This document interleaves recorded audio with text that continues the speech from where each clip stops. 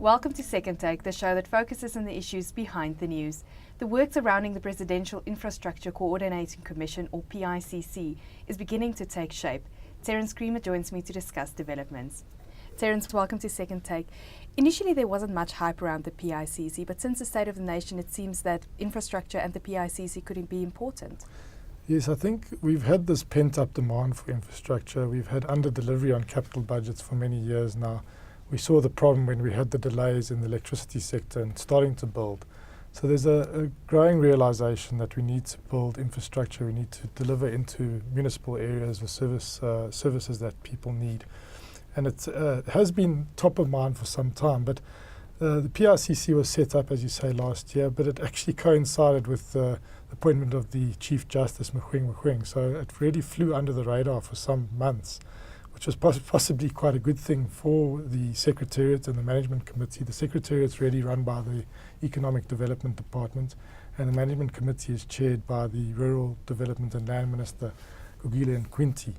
And they've done quite a bit of work over the last few months on looking at the project pipeline in South Africa and looking at the pent-up demand for infrastructure. And I think it all came together in the January Lekgotla, and then we saw in the President's State of the Nation that it was really declared, 2012 was declared as the year of infrastructure. But it's not 2012, this is a 20-year rolling plan, and there's a lot of projects that are already in development, mostly through the state-owned companies like Eskom and Transnet. But also there's a lot of other at the municipal level as well as the provincial level, a lot of projects that are ready to go. Not all of them shovel ready, but a lot of them at quite an advanced stage. So it's not coming out of a vacuum. What this is more about is bringing some structure, some focus on to the infrastructure need.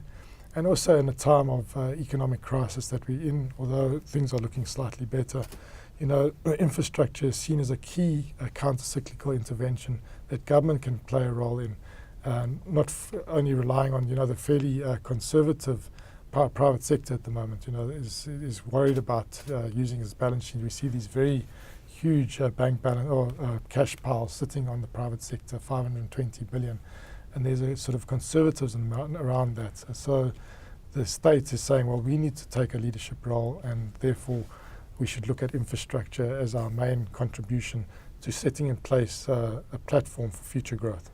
What are some of the main elements of the infrastructure plan, and what are some of the potential constraints? Well, that's been what everyone has been waiting to see, and slowly but surely some of the elements of the plan are starting to be discussed, primarily within government across the three spheres, but now also this week there's discussions with other stakeholders and trying to give people some sort of insight into the plan. And basically the plan has come up with 17 strategic integrated projects, or SIPs. And these SIPs are broken into geographic SIPs. And the first one that got discussed was the unlocking of the northern belt in the Waterberg area. So there's a lot of coal and platinum potential and a lot of minerals in that complex. And there's now a lot of focus at how do you use infrastructure to unlock that. And that came under discussion first. It was the primary, what they call SIP 1.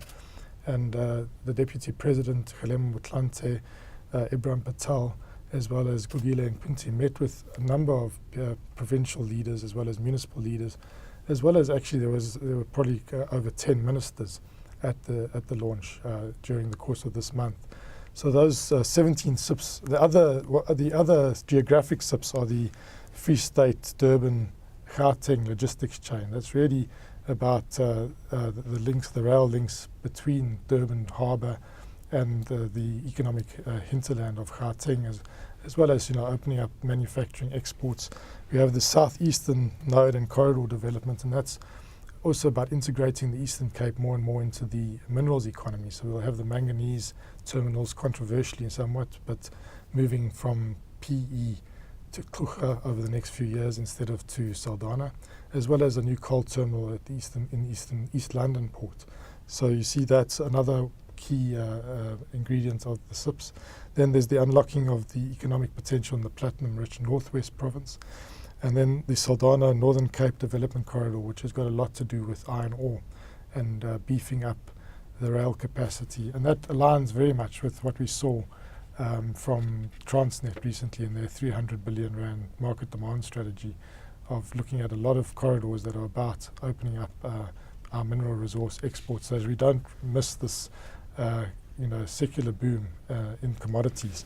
Then there's also 3 energy SIPs: the green economy, green energy SIP, just generally electricity generation, and also electricity transmission and distribution. And a lot of people are saying now that is a very weak link in the system, and that's SIP 10, and I think that's going to receive a lot of attention because we don't have the EDI company anymore. We don't really have a proper plan, and there are major gaps emerging in the mostly in the distribution side. Transmission, Eskom is taking care of business there, but the distribution side is a concern, and that's getting priority by the PRCC.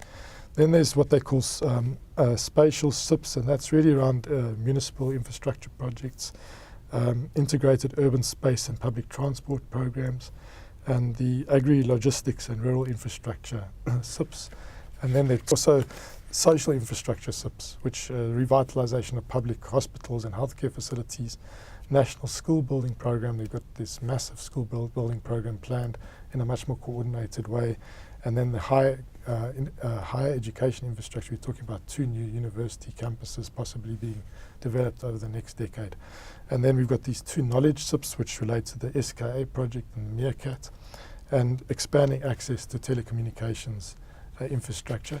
And finally, they've got what they call regional SIPs, which relate to a number of possible regional development infrastructure projects. The Lesotho Highlands project being an obvious one because we've already started to sign agreements there and there's project development underway. But there's also cross-border electricity integration work that could happen, as well as a number of corridors linking South Africa, not just east-west or taking the mineral resources out, but also north-south. And there's quite a lot of focus in the plan around the regional integration aspect as well. Thought is also being given to changes to the procurement systems for these 17 projects. What is being considered here? Yes, we keep failing on implementation. I think the point was made by Deputy President Kgalema Motlanthe at the recent gathering of all these government leaders that we've been good at policy, but everyone knows we've been very poor at implementation, and he says we really need to buckle under and get this going. But there's also systemic issues. There's been a decentralization of procurement over the years. We used to have 4 provinces, we have now 9. We have a lot of municipalities. There have been a consolidation of municipalities, but there's a lot of procurement happening at different levels. And I think what they're doing is they're looking at whether it's sensible to allow people to have such a decentralized approach all the time. Not that they're going to centralize everything, but there could be virtue in looking at certain of the big ticket projects, or ones that most of them, say the big municipalities, are all rolling out BRT, for instance. Looking at, instead of having separate tenders for that, have a more integrated approach so that when Tshwane and Rustenburg and Joburg procure their buses, there's a fairly big base load to get the best value for money, as well as to stimulate industrial development, so to have bus manufacturing taking place around that program.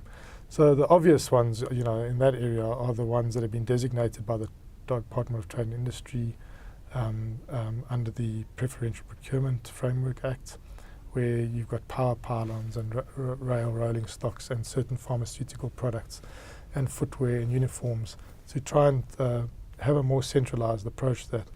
There's a review underway, both legally, we're having possibly a couple of new bills coming to Parliament this year to support infrastructure and to clear the way for this infrastructure program. There are a lot of bottlenecks, and again it was raised around how you get through the environmental impact process effectively without it causing too many delays. How do you do the public consultation, etc.?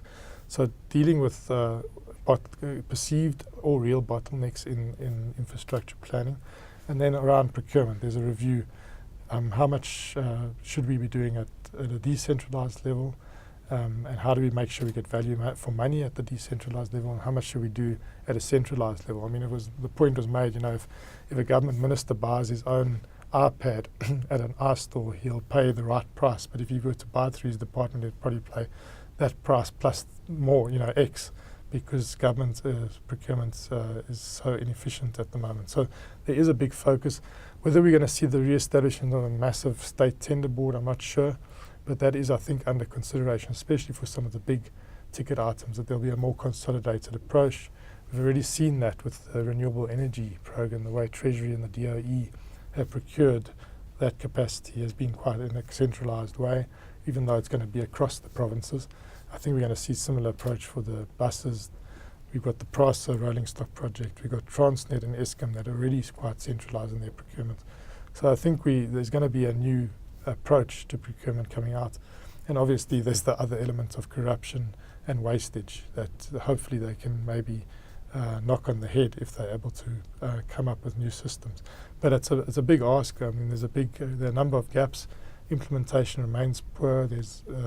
We've seen that budgets are continually not spent on the capital side, whereas consumption expenditure, there's no problem there. So we are going to have to see a major change if people are going to really believe that this 800 billion plus program over the next 3 years is real, because there's still skepticism around it. I think the shares and some of the construction companies are ticking up, and there's a bit more bullishness, but they say, show us the projects. And even the consulting engineers said this week, yes, we're starting to see some feasibility study work, but actually moving into the actual project phase of this infrastructure rollout, there's still very little evidence of that happening. So for credibility's sake, we need to see some of these SIPs as well as some of these Transnet and Eskom projects and other projects really sort of shovels in the ground, hard hats roaming around, overalls and boots on the ground, until people are going to really believe this is real. Terence, thank you very much. That is the Second Take show for this week. Thank you for watching, and join us again next time for more news analysis.